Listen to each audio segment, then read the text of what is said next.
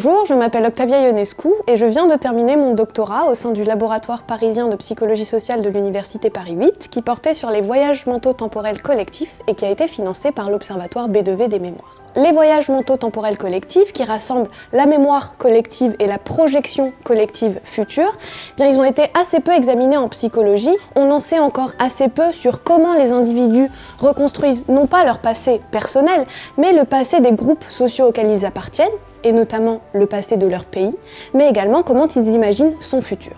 Donc ma thèse visait à examiner les dynamiques et conséquences de ces voyages mentaux temporels nationaux. Plus précisément, l'objectif était d'examiner si et comment la perception du présent de la France pouvait influencer la façon dont les individus reconstruisent son passé et imaginent son futur, mais également comment ces représentations de la France à travers le temps peuvent à leur tour guider, orienter les comportements sociétaux et politiques des individus. Donc pour ce faire, nous avons réalisé 9 études empiriques auprès de répondants français de tout âge, de tout sexe, etc.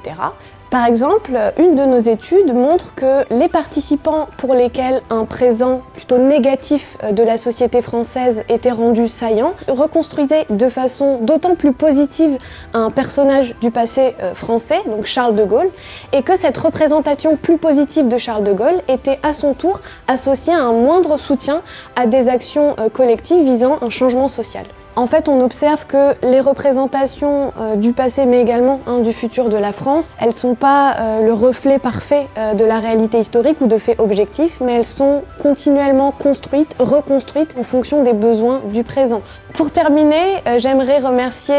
évidemment l'Observatoire B2V des mémoires. Grâce à leur soutien et à leur confiance, j'ai pu mener sans encombre ce projet de recherche, qui d'ailleurs apparaît comme particulièrement nécessaire dans un contexte où la reconstruction sélective et l'instrumentalisation du passé et du futur collectif sont malheureusement monnaie courante.